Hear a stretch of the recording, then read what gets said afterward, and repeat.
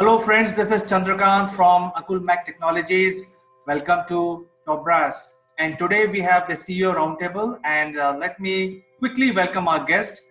Our guests are joining from all over the world. In fact, our roundtable is truly global. Our first guest is from UK, the CEO and Chairman of Mindfit Limited, Mr. Neville Gaunt. Hi everybody. Second guest joins us from Singapore, CEO of CareerZoom, Ms. Farida Charania. Hi. And our third guest is from India, CEO of Akulmach Technologies, Ms. Kanchan Verma. Hello. And our last guest is from India, from a very enterprising company called SinglePoint Solution. They are involved in the electric vehicle manufacturing and setup. I graciously welcome the CEO of SinglePoint Solution, Mr. Satya Madala. Yeah, hi everybody. So good morning, everyone. And today's topic of discussion is, lately we have been seeing that a lot of people are putting their courses free on the digital platforms. So these courses are sometimes free and sometimes they are charged. But, lately we have been saying for last almost a month that a lot of things are available. Hey, you join this webinar, it's free. And hey, you read about this particular, how to do a lead generation on LinkedIn, it's free. These kind of things I see almost 3 to 4 times in every day. So since all of us are CEOs of various organizations, wanted to know whether these free courses or these career coach can add value to your organization or not. So I start with Neville. What is your opinion, Neville? Well, the simple answer is, of course, they can add value.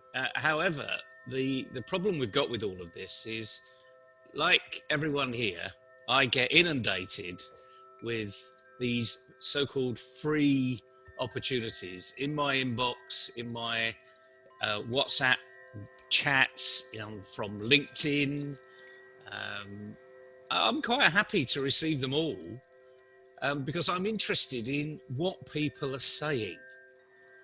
What is it about them that they can entertain my time just in an email or in a little chat on LinkedIn or on Twitter?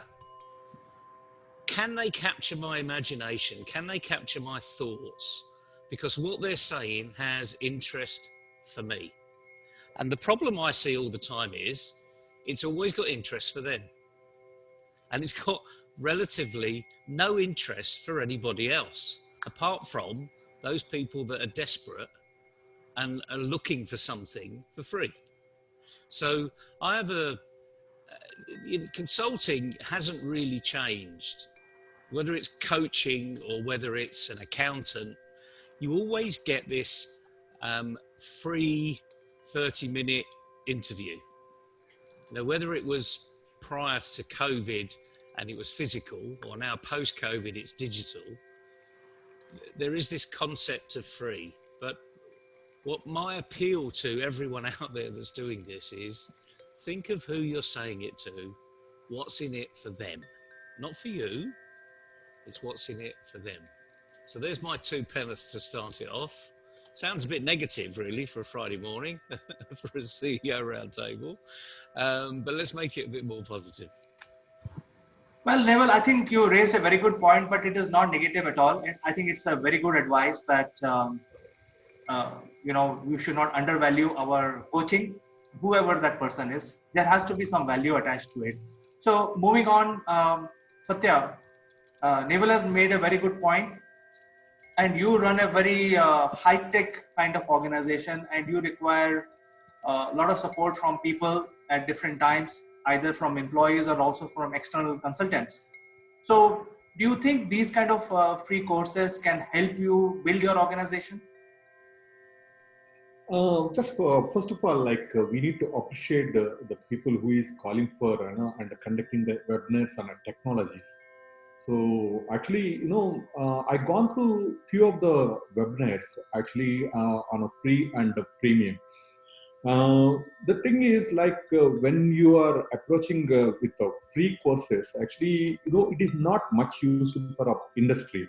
So wherein actually, some of the webinars just they're touch base with the technology and, moving off. And, if the candidate or anybody who is watching that webinar, so simply just they're, connecting with the basics and just simply, logging out from the webinar. But my view in this case is just the people who is conducting this webinars on a technology, so they need to concentrate and they need to provide a good content, even if it is free also. Just if they can provide a useful content for industry, that would be a much better for the for the industry and for the person who is attending. So when the people when anybody attending that interview means 30 minutes or 40 minutes, okay, whatever it is, just they're affording the time. So that means actually they need to give a value to that time what they're affording. So my view is just the people who is conducting this webinars, they need to concentrate more on premium content. That's what my view. I think very well point that you have made, because I think in today's world we are not looking for some scratch the surface kind of stuff. We need some real help as organizations. Yes. So you know there is a time when the consultant is hired from from the industry, and then the consultant has to give value and we are willing to pay that value. However, there are some professional conduct that is required at different touch points. So Kanchan, suppose you engage with a process consultant, for instance, and process is not a one-day job. Nobody can teach in a course, but now we see that people are training processes, business processes, and all kinds of processes. So what do you expect, in terms of the professional conduct of such coach, industry coach? I would like to say before I come to your question is that now due to digitization, there's a lot of practice which is required to the end user also. So if you are getting a free course, that is kind of an advantage to the end user to really understand that these courses can be understood and can be taught like this. So I'm kind of saying that I'm 100% agreed to provide the free courses to the end users. Second point is that we whatever courses which are being provided on net, it should have a learning outcome. So anything which is without learning outcome, and anyways, if it is free, the end user or the users will not use it, or maybe that company will go on, they will close their doors on digitally. So what I feel is that I feel that online courses which are being provided free, it is a beginning of a new golden era, and it should continue, because I've seen many companies who provide for 6 months a free, or 1 month or 2 months small courses for free, and then if they want to any end user want to enroll, they are charging for technical or for more advanced courses. So I think this is a better way of going on these platform and getting know-how, how it is done, and getting the knowledge also for the end user. Now, third point about the processes is that we should hire a coach which is required for certain vertical, what we require. So we have to identify, we have, as an organization, we have to be very serious what type of coach we are seeking, and what type of course we are providing to our users. So now there is a contradiction in the panel. Kanchan says that it is good, it is okay to offer free courses because that is your a brochure sort of thing to the world. So, No, I said that it is to begin with. It's not that we will be providing all courses, advanced courses for free. But then this is a practice to end user to have feel of digitization in education. great. So, Farida, what is your point in terms of, in case if you have to engage with a professional coach or a career coach, and since you work with a lot of organizations because of the nature of the business that your company indulge in, what is your opinion? I can get your question. What is opinion on this particular online free courses, you mean? No, my question was to Farida. Oh, I see. Okay. Firstly, it's actually quite fresh to hear different perspectives, because I online coaching webinars, it's not new. It's been going on for many years. Like for instance, Microsoft does a lot of webinars, and a lot of their training is imparted through the digital medium. Now I tend to agree with Kanchan that these trainings and these courses, for the right kind of audience, it's a good way to start, because it's kind of a taster into what is next. And then if you are happy with that 1 hour of engagement and you think it's going to add value, then as a person who is actually attending that online training or webinar, can then engage further. So in a way, it's good to kind of assess whether it is for you or not. Secondly, because of this COVID situation, we started seeing a lot of it. Now, a lot of people who are actually, conducting these webinars or free trainings, and most of them actually the content is pretty good, because I have attended a few of these. And because I was very selective about what I attended, but the content was really good.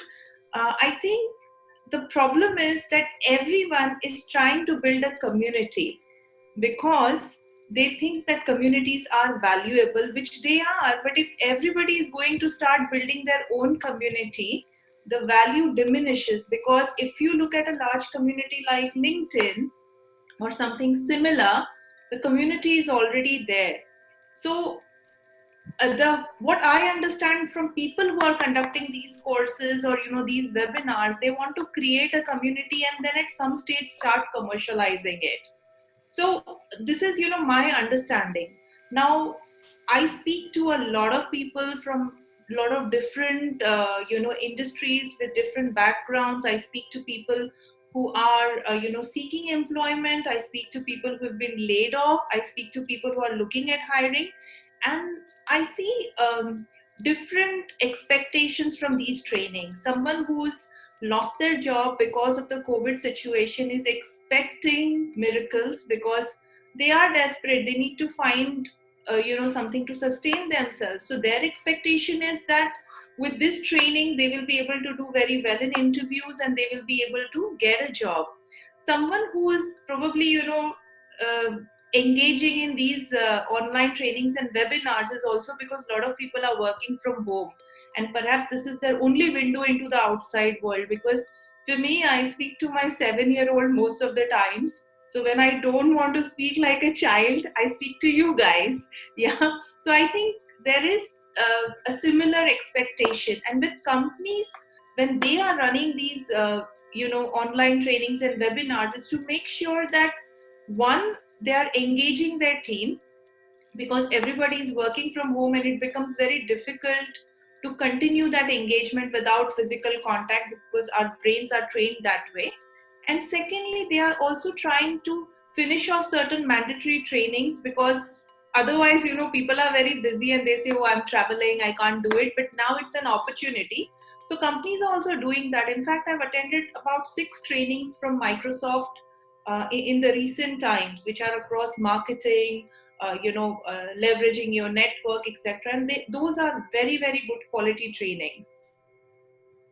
I think I tend to agree to what Farida has said, because I know for sure that these big corporations like Microsoft announced last month that globally they will train 25 million people globally, and it's all free. So they themselves are offering free coaches, and they are coming from the Microsoft education department.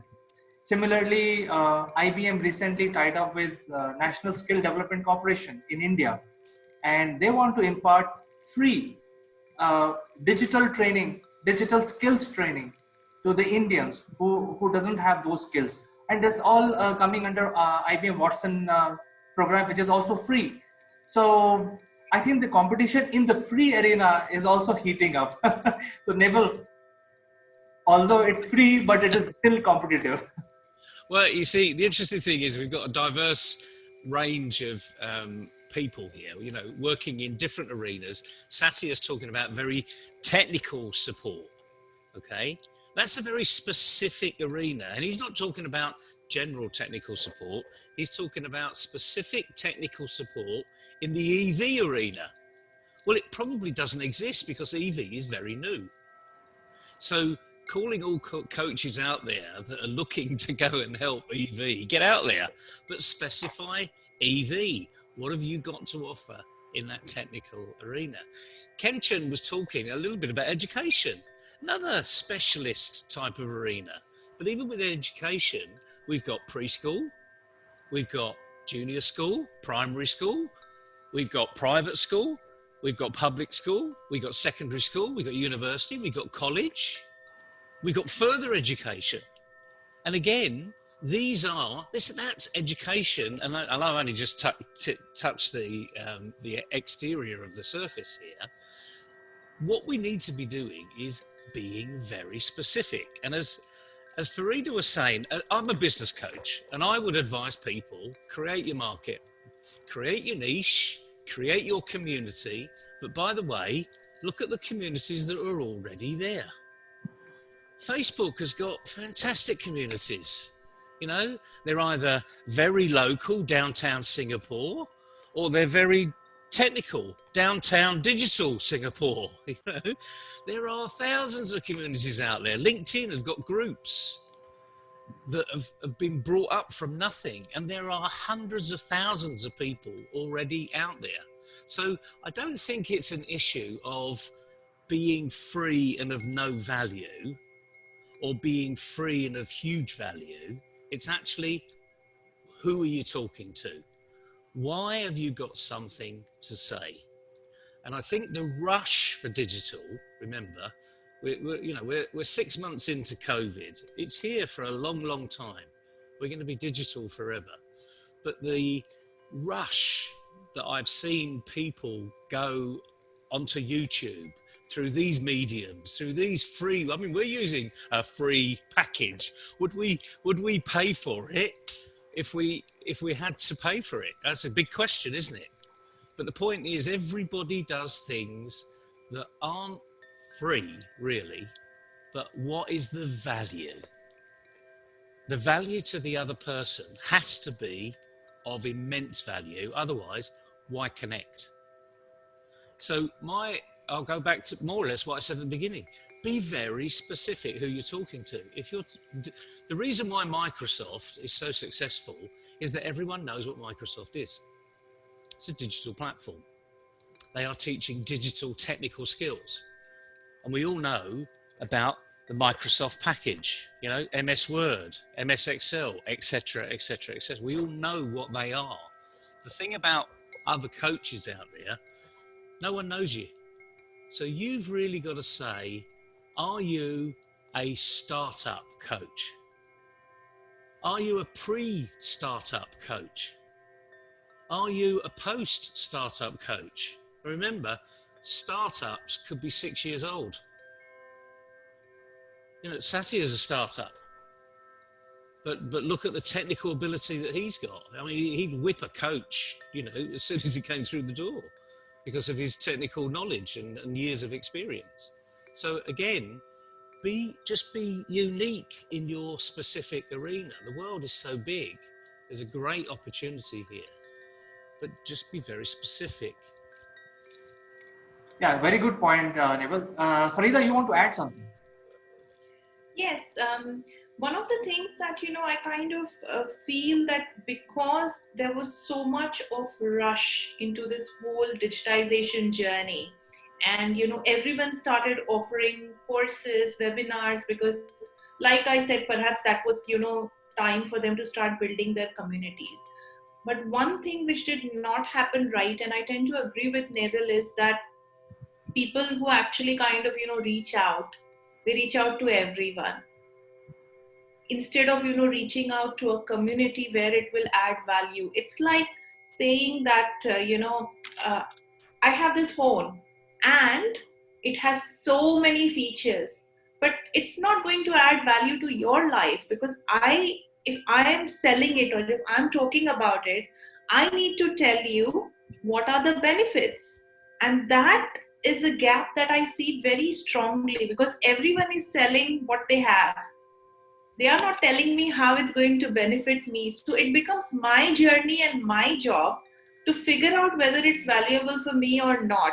So it would be good if people who are offering this, because they are investing time in making the material, they are investing time in delivering this material, there is a lot of cost that is involved, they are investing resources.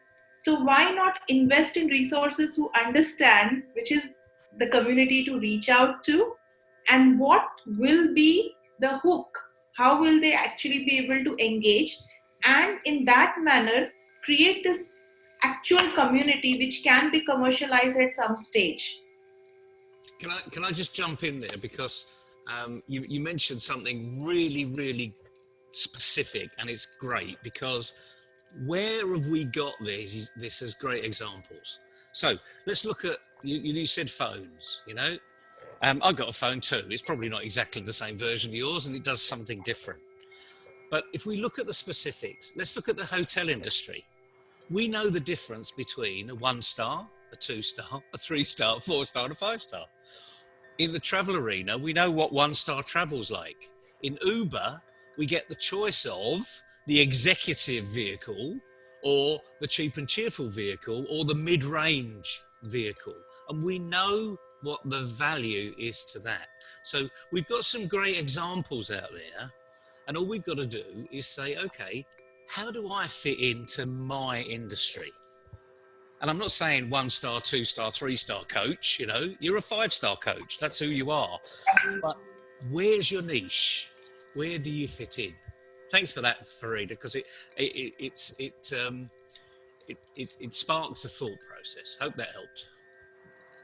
So I think thanks to Neville and Farida for summarizing the whole aspect around digital course, because it is also a commodity and it has to be positioned like a commodity to be successful. So I think one of the key here is, if I may summarize, Farida, is that you need a course. Obviously, you need a course. You need a flyer for that course, and you also need a teaser. So you have to release them sequentially like any other sales campaign that we do. So I think moving on to Satya. Satya, your product line is electric vehicles and the associated technology around electric vehicles.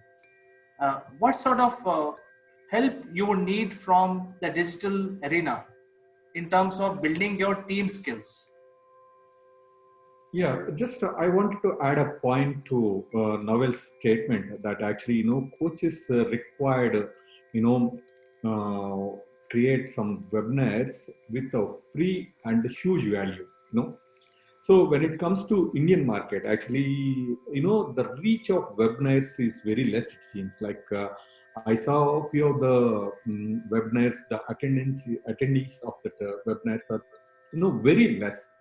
When it comes to, advertising this webinar to low-level people, so it is not happening, one thing. And the second thing is, see, just you people are addressed about Microsoft and IBM. So those people they are concentrating on their technologies. Say for example, Microsoft technologies are totally different from other technologies. So who is going to concentrate on other technologies? Just it is, say for example, now I require IoT people. So IoT with a hardware integrated, technologies I required. Who is going to do that? So people actually, small companies like me, just they cannot come and do that. So it is required, as Farida told, like there is a lot of orientation material and so much of background work required, and we required to keep a valuable coach for for these webinars. But when it comes to technologies, just people are like even Microsoft, just they're only concentrating on the tools, how to use it, but they are not concentrating on technology, how to develop the tool. So those things required in India, particularly in India, so people are waiting. So those kind of webinars, because of that, actually people are not attending. Say for example, when it comes to university or college, on a technology aspect, people are not attending because so those lines of webinars are not required for them. So they require the technology sort of webinars, which is high end, and it should give a huge value to them. So then only they can afford their time. So the people that are company are corporates who are concentrating on webinars, they require to go through the high end technologies. Just even right now, so when I go to Amirpet in Hyderabad, so people are interested only for a short term courses, not long term courses. So people are not ready to learn from basic. People are just wanted to complete the whole course, the Java advanced Java courses within a 15 days time. So some sort of webinars is required in that way, and target that technology people or engineers are they need to concentrate on universities and colleges and pick the right people to teach them. And as Neville addressed, actually there is some levels of technologies, and they need to segregate the people and what level they required and what level industry required. So those kind of webinars are required for the market. Yes, I think based on my recent study of the market, especially in India, there are courses which are coming up by professionals in the area of aeronautics, uh, in the area of space exploration, and also machine learning, because machine learning is what Satya is more concerned about, because that straight away translate into his business. But these are the emerging areas, and a lot of agencies are now giving free courses. Like IIT Kanpur is giving a free course on robotics. So, but I think it's such a vast subject, you still need a trainer. So Kanchan, my question to you is, these are the things which are happening in a large country like India with 1.3 billion people. People are more concerned about machine learning, aeronautics, robotics, space exploration. These are the emerging trends. And when we say that, for example, some of the things that being talked about technical in nature, which is coding, let's say. So now these big guys are coming with coding courses, which even 13 plus with little aptitude can start doing coding. So application creation is no longer a skill anymore. So the skills which are required by a country like India these are the skills which are coming up now. What is your opinion on these concentration of these skills which are not available yet in the market? Well, when you're talking about coding, so now the era has come that if you don't know coding, then you are nowhere. So as children they may know coding, the meaning of coding, or they may not know the meaning of coding, but they want to do coding. So that is okay, because that sees the enthusiasm. I come to the point of Neville, where he said that we should have a parameter stars, 1 star, 2 star, 3 star, 5 star coaches. So what I feel is that now it is very early to really segregate these type of coaches, because we have just started doing digitization, and we have started doing training on net. So I think it's too early. But maybe down the line we may have these kind of coaches, like we used to have those coaches when we were going and studying face to face. Now coming to the technologies, I think machine what Satya is saying, that they require a specific skill, like operation of the machine. So I think that is also we can teach very easily if we have a right type of content for that. So I think it's a good way to start. And what we require is that if we are talking about robotics, we are talking about operation of machine, that everything is possible via webinar or the courses. What we need is a right type of content and a right type of coach. And I think we are moving towards that, and many people who are coming, and it will create a lot of competition to really give more content, good content. And because content is the king, so if we have a good content, you will rule the market. So I think in the end, Kanchan made a very valid point, is that you can offer your training for free or some value, but I think you have to have a meaningful course, and as Farida said, you have to invest time in making sure that what market needs, even if you are offering for free. And as Neville said, you can categorize them into different stars, which I actually, Neville, is happening already. There is a company in India which is going to rate teachers. So the students will basically be able to. There you go. It's already happening. So I think it's time. The time is not even flying. It is just at light speed. It is going. So within 3 months, you will start seeing the rating system in India at least. And Satya, you said you would need high-end skills. So I think the free or paid, it doesn't matter to you. So it's better. I mean, as a company, you can pay for it if it means something to you. So any passing comments you would like to give at the end of the program? So yeah, if anybody wants to, the coaches or anybody required any inputs on a technology side, IoT or EV or MI or AI, whatever it is, we people startups, they are ready to provide a content, and they are ready to, give inputs what market needs. So any coach, they can, even a single star or 5-star coaches, they can, come and work with us, and they can take an input from small companies like us, and they can conduct a good webinars with the technology, and they can even we are ready to we are ready to promote the content or webinar to low people also, as small experienced people also. So we know where the gap is, so we know where the resource gap also. So we are ready to provide some sort of help, or we are ready to provide some sort of content which is required for the market.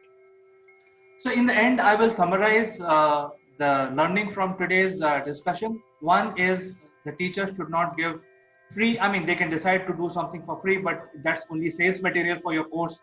And the real course has to have some value. You can decide whether you want to charge for it or not, because the value to the organization, to the end user, has to be there. So I thank you, team, for participating in this discussion. Neville, Satya, Farida, and Kanchan, thank you so much. We will catch up next Friday in another round of CEO Roundtable. Thank you very much, CK. Thank you. Bye-bye. Thank you. Bye-bye. Bye. Bye-bye.